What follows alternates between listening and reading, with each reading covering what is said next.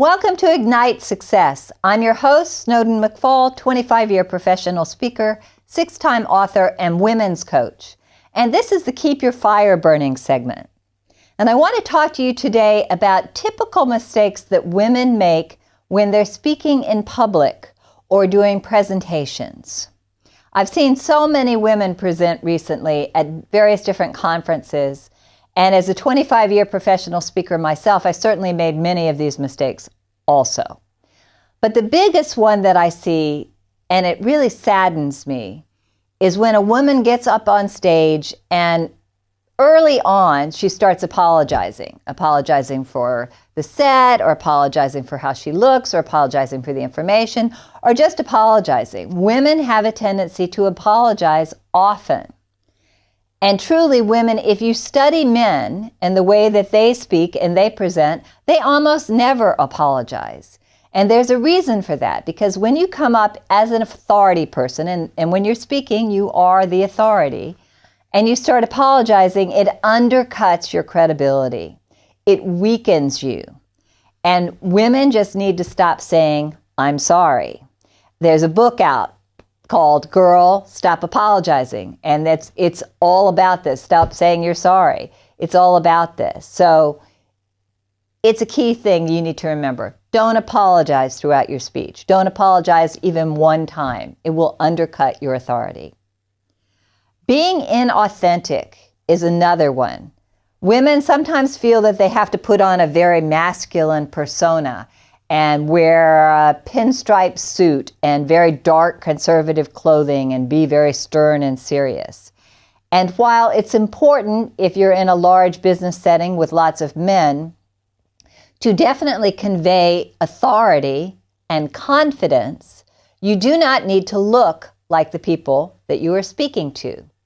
I always recommend that you dress a level better than your audience. So if they're going to be in polo shirts, you don't have to be in a 3-piece suit, but you do want to be dressed up and you do want to be more confident in your manner of presentation. Don't try and be like a man. Be yourself. You have great wisdom, tremendous talent, innovative ideas, and great thoughts to share, or else they would not have asked you to present. So bring the best of who you are, including perhaps if you have a quirky sense of humor. Bring the best of who you are to the stage and let yourself be real with the audience and share stories. Share your story. Demonstrate your why as to why this topic is so important to you, why you do what you do, and why you're presenting this concept or idea. Let your passion come out. And when you're dressing, dress in something that makes you feel great, that won't alienate the audience. You do have to think carefully about color. I used to wear a lot of red when I started my speaking career, but the research is now that red can make an audience angry. So I don't wear red very much anymore. Blue is considered the color of stability and security and serenity. IBM blue was what it was always referred to. And that's a great color to put people at ease, particularly people who don't understand or don't know you, and they want to learn more about you, but you've got to win their trust. Green is traditionally the color of health. Purple is usually the color of royalty or spirituality. Orange is very seldom done well on stage, so I would stay away from orange and yellow because they are tough for people to relate to and they might turn somebody off. Pink can be a little soft, so you just have to be careful. Obviously, blues and browns and blacks are the most common, but if you are wearing a darker color, spice it up with a bold splash.